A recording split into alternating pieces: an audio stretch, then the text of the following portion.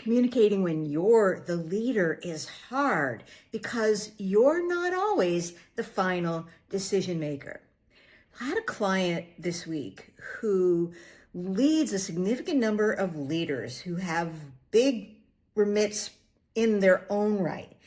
And he had to communicate a decision that was made by their board of directors. Now, yes, he was involved in the decision. Yes, he's known the decision was coming.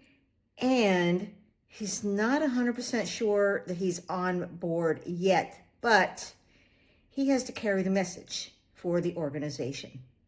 So this is where communication gets hard as a leader, right? How do we convey something where we haven't been attached to it as much?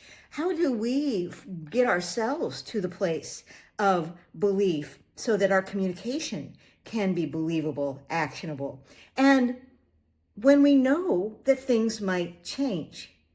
So my client and I talked deeply about the audience he's talking to. What's the goal? Who is this message for? What's the intended goal for this message? And what we realized is that the goal of the message is to plant the seed for future change. That all the details hadn't been reached yet. Everything hadn't been figured out yet. But to be able to paint a picture of where we're going so that when there are specific things, when there are actions, there are no surprises.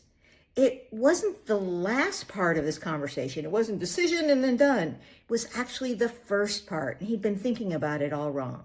So how about you? Have you ever had to communicate something that you weren't quite sure? Are we there yet? Do I agree with this? What's this going to look like? But it was your turn to be able to step up and lead, especially leading your leaders and modeling for them the things that you need them to do with others. I'd love to hear from you. I'm Coach Darcy Eikenberg, and I'll talk to you soon.